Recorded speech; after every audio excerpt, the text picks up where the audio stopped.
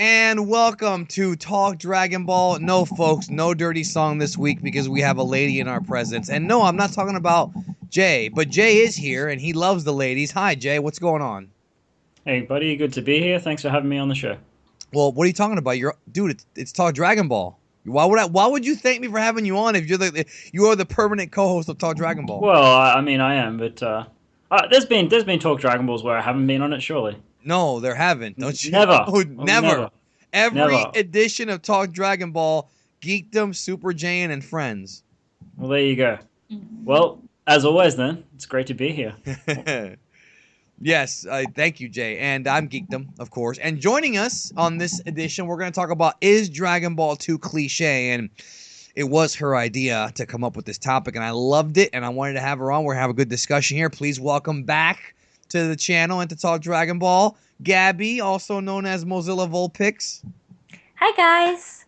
I mean, Danny, you don't have to censor out the dirty songs. You can still put them in, but I'm sure some of your audience will probably just be like, "Oh, come on, there's no dirty song. This isn't Talk Dragon Ball. Why do you have to censor yourself?"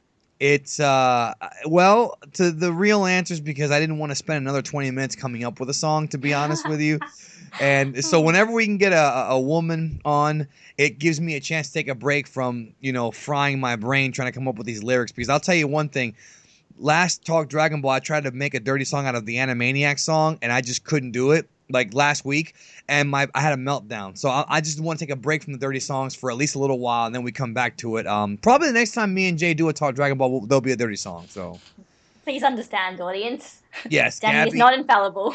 No, but I'm also not gonna do dirty songs around you because I would feel dirty. So gotta be nice to girls out there, guys. Be nice to them. Girls don't really like assholes. That's a big misconception.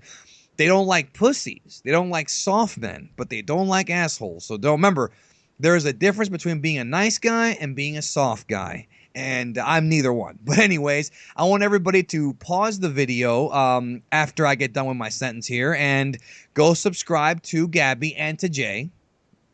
Now, do that right now for me. Of course, Gabby does several topics.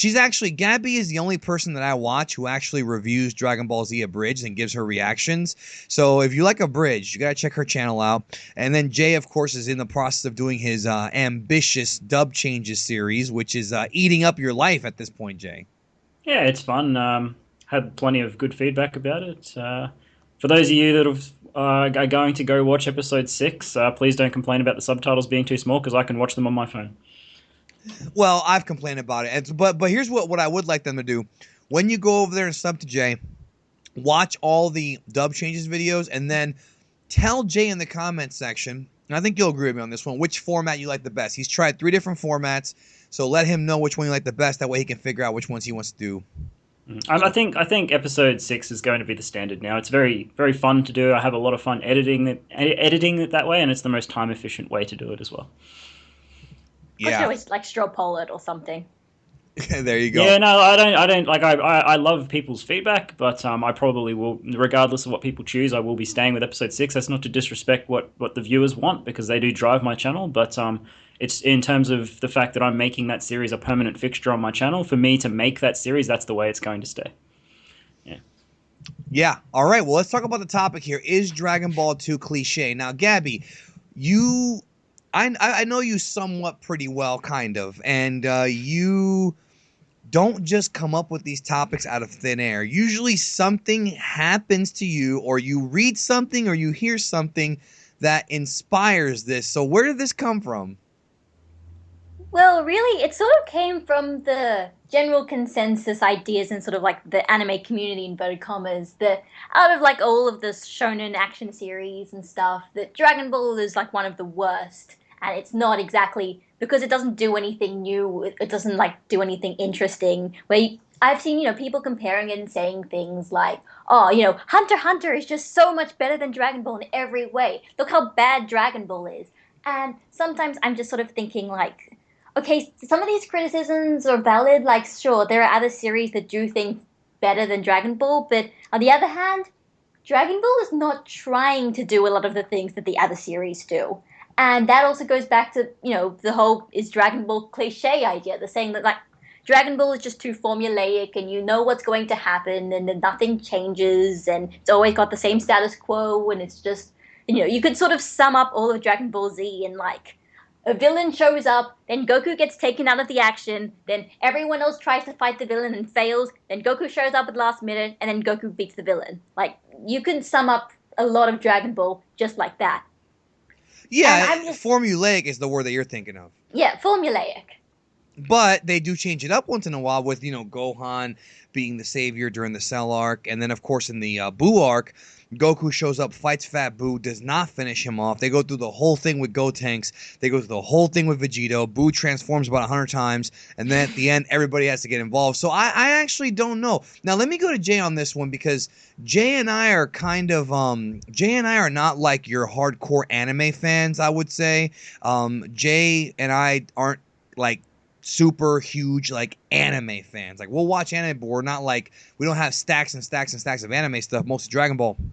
And I can tell you this much, my excuse me, my experience in the community, the anime community, is that there is a group of fans that, I mean, that's probably who you're talking about, Gabby. There's a group of fans in the anime community who think that Dragon Ball is lowbrow anime. They're kind of elitist. They think that Dragon Ball is, oh, well, that's kind of a kid's anime, or, oh, that's it's too simple, or this and that. So, Jay, have you experienced people like this? And I know what you think about them. They're all a bunch of cunts, as you would say, but have you experienced people like this, Jay, in your time as being a Dragon Ball fan?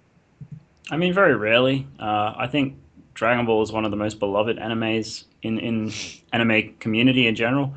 You do come across the occasional people that don't really like it. I've found most of them are female anime fans, and that's not a sexist thing. It is a very, Dragon Ball in general has become a very action-orientated anime, so maybe it's not for a lot of the females out there. But that's not to say there is a lot of females that also love the show. Gabby is a perfect example of that.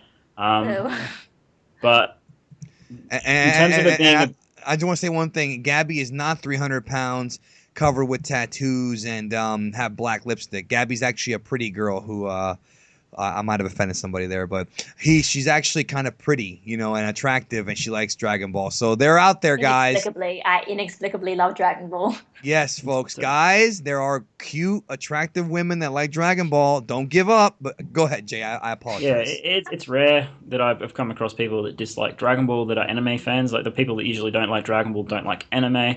In terms of Dragon Ball being a bit cliche, I mean, I've watched Dragon Ball for a long time, nearly 20 years, and I started with Z, and in hindsight, I wish that didn't happen, but it's just the way it was for a lot of people. They Dragon Ball Z was the first one that aired on TV down here.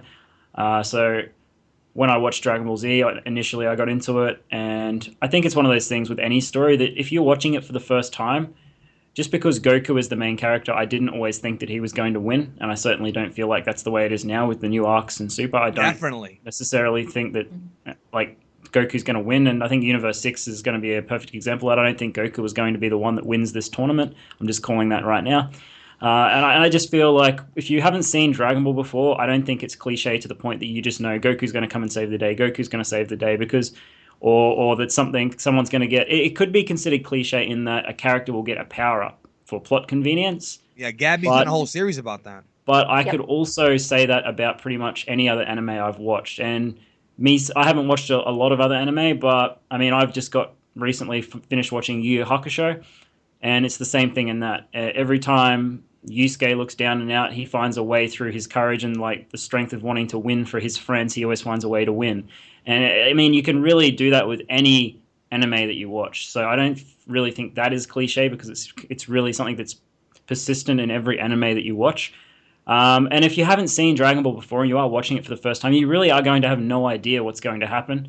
And I don't think you can really call, like, Goku's going to come in and save the day here, because there's been multiple points in Dragon Ball Z, not so much GT. GT has kind of been dubbed Goku time. But yeah, Dragon Ball Z, you can definitely see several points there where another character has had to come in and replace Goku, because Goku, has been out with the heart virus. You don't know if the androids are going to win. You don't know if Vegeta's going to be able to beat the androids. Gohan beats Cell. Goku goes to Otherworld, and we had no idea if he was going to be able to beat Paikuan. I mean, there's all these different things where You don't know. So it's cliche in some aspects, but I think anywhere where you can say Dragon Ball is a cliche show, you could really say that about any anime I've ever seen. But Dragon Ball, I mean, that's true, but Dragon Ball also kind of started that cliche in a way. Like, that's the thing. You can't say, Yeah. yeah, you can't say Dragon Ball's cliche if it put the seeds in the, if it put food on the plate for everybody to eat. Because Naruto, One Piece, Bleach, all these shonen shows have borrowed from Dragon Ball. One Punch Man's, a parody of all these shows in a way.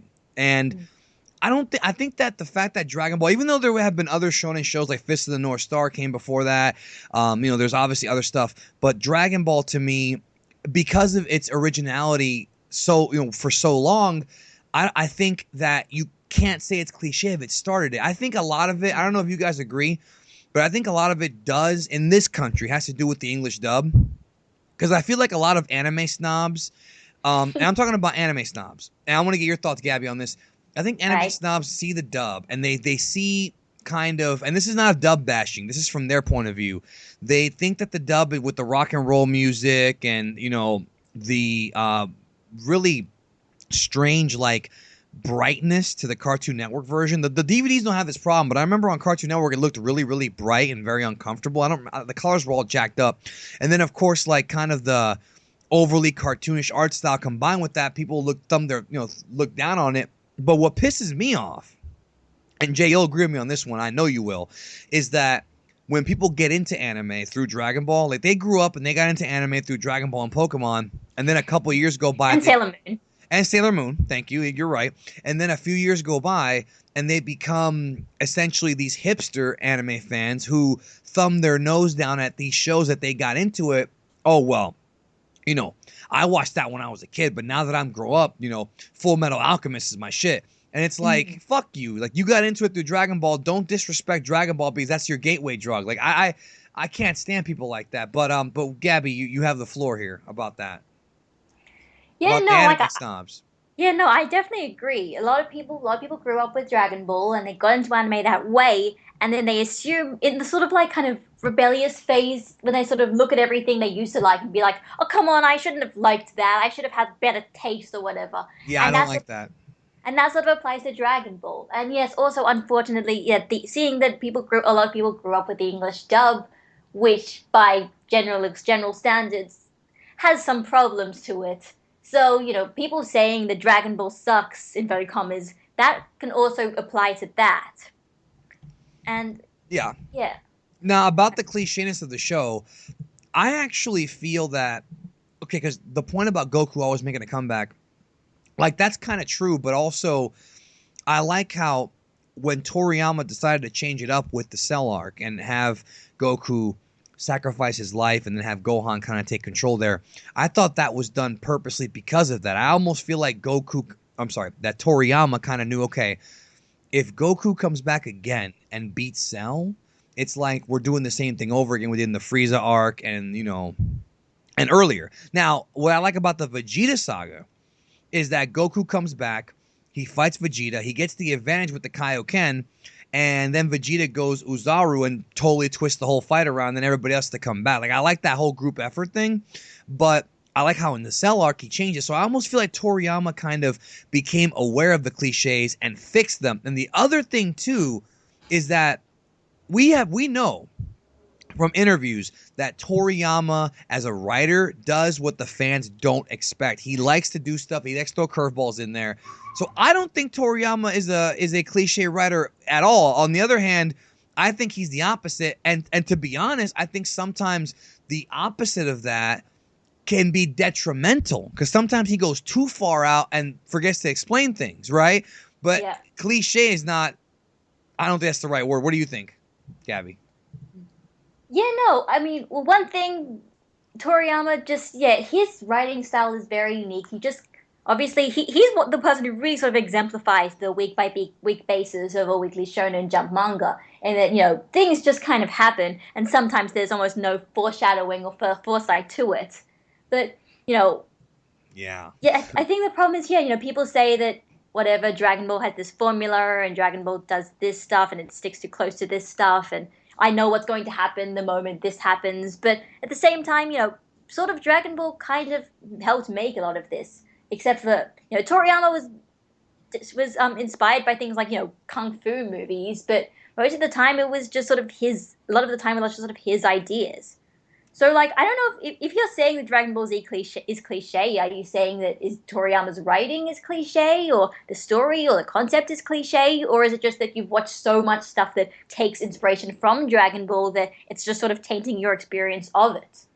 Well, let me ask you that question. Do you think Dragon Ball is cliche? One thing I will say about you, Gabby, is that you're a very critical fan.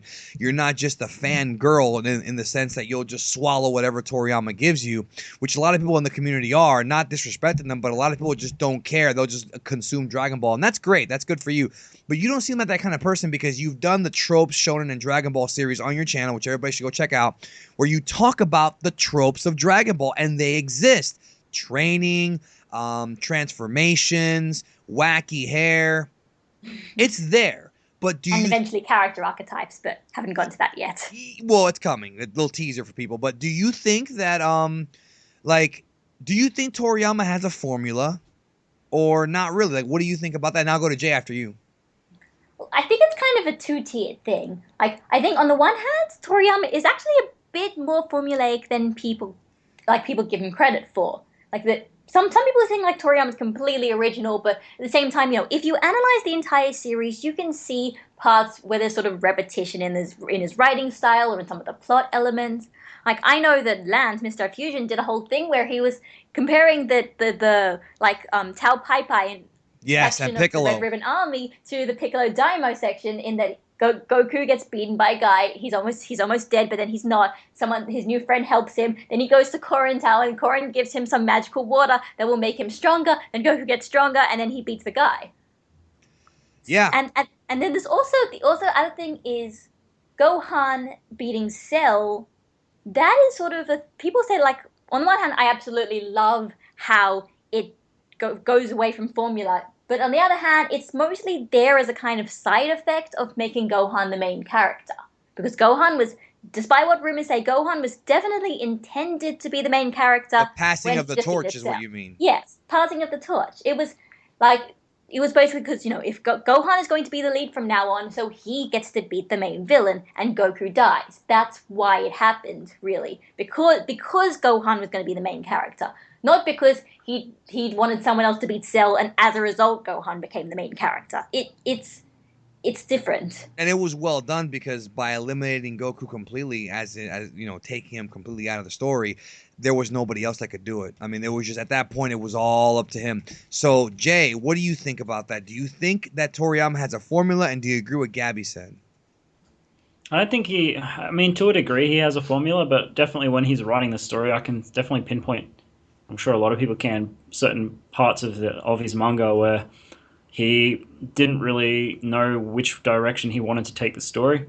I think that's very evident in the Buak. And end of Saga, I'm just like... Yeah, so he may have a formula, but I definitely think he kind of freeballs it at the same time when he's writing, and he just writes what he thinks is going to be a good story and entertaining for his fans and the readers of his manga. So... there's certain things there it was definitely formula. I could say Dragon Ball was very, very formulated to a degree in that, we had 3 arcs of Dragon Ball that were basically had a Tenkaichi Budokai in them. And these were all pretty much the exact same concept, the exact same formula. And then it really got changed up a little bit with the Saiyan arc. It got changed up again with the Namekian arc. So I really think it depends on which part of the story you're reading. I think that they could be considered a bit formula like they're very much the same formula in the sense that Goku the movies definitely are, but that's not Toriyama. Yeah.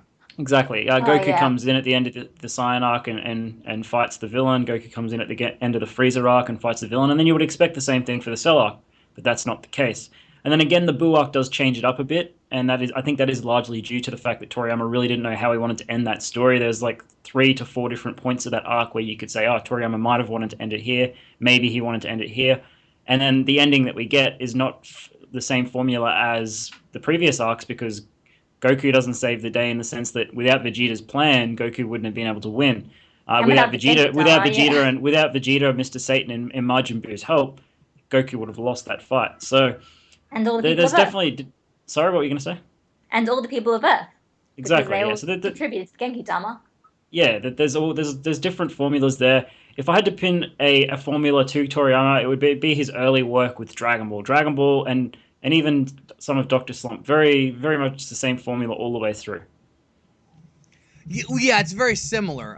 He definitely borrowed from Dr. Slump. The thing is, though, about the Tenkaichi Budokais that I love about, again, because people, Toriyama is not the best writer. And I've said this many times, especially I've done videos with Dino about this. He is not anywhere close to being this great, like, epic, like, George R.R. Martin, brilliant writer, right? But he's got his moments of brilliance. He does have them. And what I love about the tournament specifically is that every tournament is essentially an arc onto itself. Like, for example, the 21st Tenkaichi Budokai, which is the one where Goku fought Jackie Chun at the end, it was the culmination of the buildup, which was Goku and Krillin training with Roshi. Roshi gets in there to prove to them that no matter how strong you get, there's always somebody better.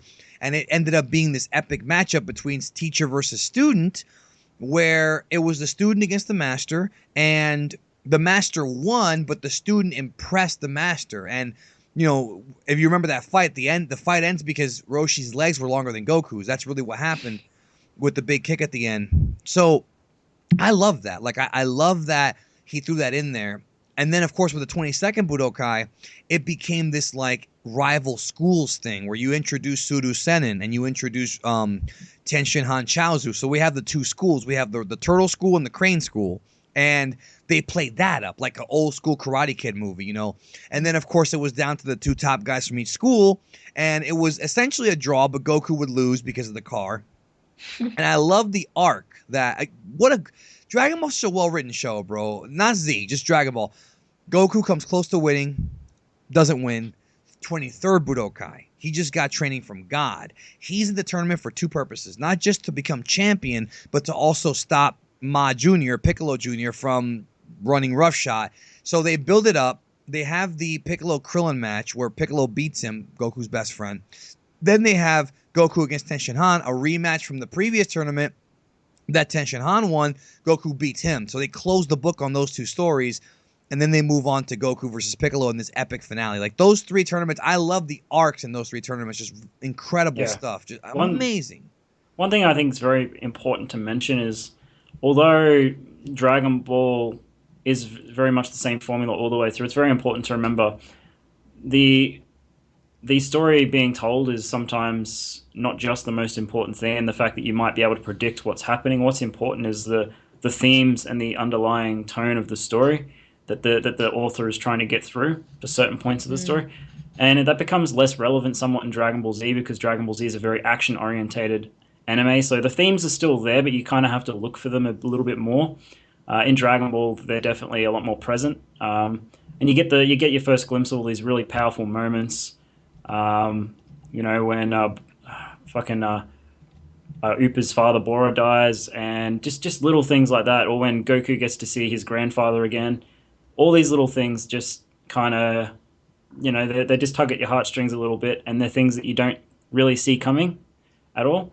And that becomes less and less common in Dragon Ball Z. Dragon Ball Z is very action orientated, and that's probably why it's the most popular part of the show. And I would say that's the funny thing in some regards. You could really say, even though Dragon Ball is more formulated than Dragon Ball Z, it's easier to predict what's going to happen in Dragon Ball Z than it is in Dragon Ball, even though Dragon Ball follows a very same formula all the way through, with the Goku trains to fight in a world martial arts tournament for pretty much the whole story. That's the whole story of Dragon Ball. But there is a lot of underlying themes and tones there. And Dragon Ball Z, it's easy to predict what's going to happen. Major villain comes along and gets beaten by a certain character. In Dragon Ball, it's harder to predict what's going to happen, even though the theme is going to be pretty much the same for all three arcs. And that's what I find very interesting. Yeah, but Lance did make a good point too about how the Red Ribbon Army arc, at least that portion of it, did mirror the Piccolo arc. So Gabby, you have anything to add to that? Well, I think, like, if we're doing the Dragon Ball Z comparison, I'd actually say they're both equally kind of formulaic. In that, yeah, Dragon Ball has like the reason why Dragon Ball Z is perhaps more predictable than Dragon Ball is because Dragon Ball Z has higher stakes to failure. In Dragon Ball, if Goku loses a match, it's not often the end of the world. In Dragon Ball Z, if Goku loses a match, it's often the end of the world. So Goku can't lose. Or something has to happen for the villain to win. Otherwise, the Earth is going to just be destroyed. Yeah, the stakes are higher, is what it's going on, pretty much. Yeah, the stakes are higher. So as a result, there's less opportunity to break formula without something really, really bad happening. The stakes had to keep getting higher, though. It's like the same thing with every anime and every story. I feel like it's being, and this is what's exciting about Super. I won't get too off topic, but I feel that this is where Super has a real opportunity here with the new content that they're bringing out now. Goku and Vegeta have also almost been reset because we have so many characters in the story now that are more relevant and stronger than they are, and they're kind of pushed to the back a little bit in terms of what they're capable of. They can still blow up planets and the likes, but we have Whis, we have Champa, we have Beerus and Vados, and these guys, these characters, and then we have Monaka as well. These characters are all more powerful, and they have some real opportunities here to tell a story and open up and expand the Dragon Ball universe, which I hope that they really take. And it's really hard to predict exactly what's going to happen with the new content we're getting now. Obviously, we can see as far ahead as what the manga chapters have. But with Super, we don't necessarily know what's going to happen. We legitimately don't know until the manga comes out. Do we know, is Goku's team going to win? Is Beerus' team going to win? There are some opportunities here. You would have to say, Beerus' team is probably going to lose. Beerus' team is probably going to win, I meant to say, but Champa's team could very well win, and then they could build another arc based on that. So I definitely don't think Dragon Ball's cliche in the sense that I have no idea. If you're seeing it for the first time, you have no idea what's going to happen, and you can't just say Goku's going to save the day, because I can almost guarantee you, I'm almost certain, and I think Denny would back me up here, I don't think Goku's going to win this tournament. It's going to be someone else. So that's just the way, I just think Dragon Ball's not that predictable all the time. Yeah, I don't think it is either. Now, let's go ahead and wrap up here with our final thoughts about this, because I agree. I don't think Dragon Ball's cliche at all. And like I said earlier, those anime snobs, it's almost like the Force Awakens crowd. Like, okay. Yeah, I wanted to mention this. Okay, go ahead. You talk. Yeah, this was kind of my final thought sort of thing. Just like, I want everyone to realize just because something is formulaic or cliche to some extent does not mean it is bad.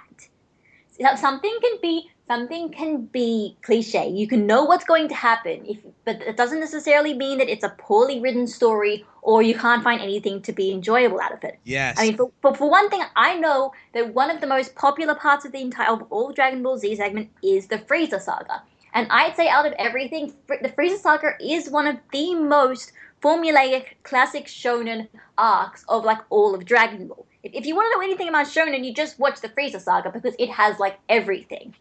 But at the same time, almost because it's so formulaic, people have just like read into it, and it can kind of just sort of exemplify everything that you want it to be. Like Goku going Super Saiyan. Mm-hmm.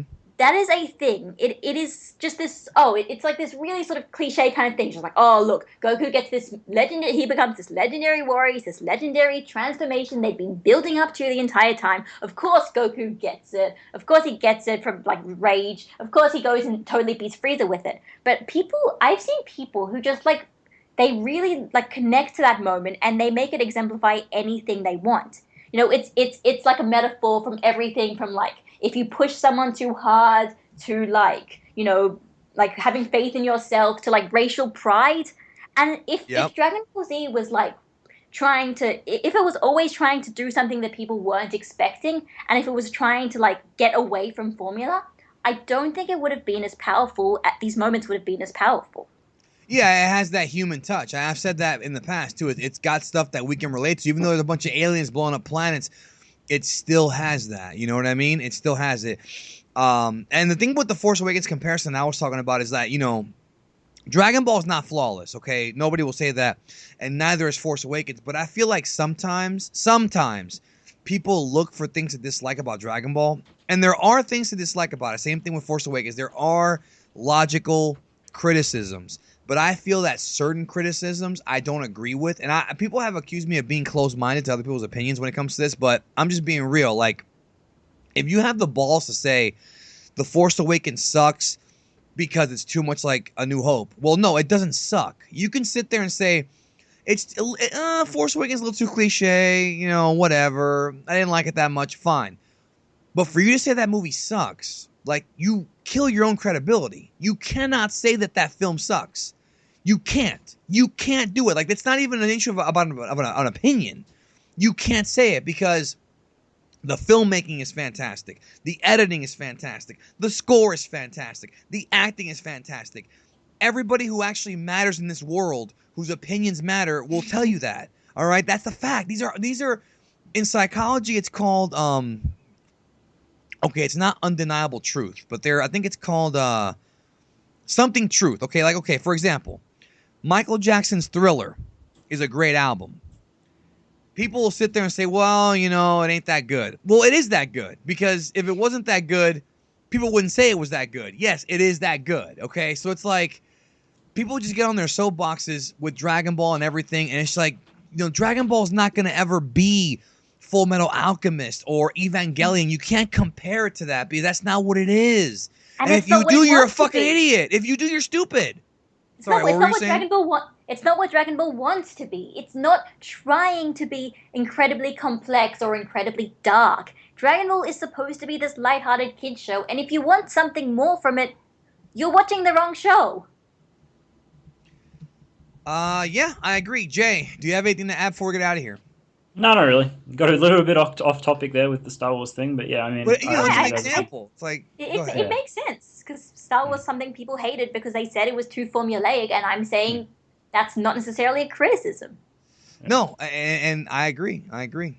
No, I think Dragon Ball's fine. It's not too cliche in closing, and yeah, you shouldn't compare it to other animes because A, it was the standard for a long time before all these animes came out, and B, if you say it's a kid's show, you probably were watching the American dub back in the 90s, and that's not to disparage the 90s American dub if that's people's choice of preference, but if you actually watched, say, the Kai dub or the original Japanese dub, you will see a much more mature tone to the show, but the show still doesn't try to take itself too seriously. Exactly. It is a kid's show. It's just it's a kid's show that adults can enjoy. It's like Disney puts out Finding Nemo, and great fucking movie for kids, right? But adults still enjoy it. Same thing with Shrek. Same thing with all these movies. It's like there's no difference. There is no difference. Gabby, do you have anything to add?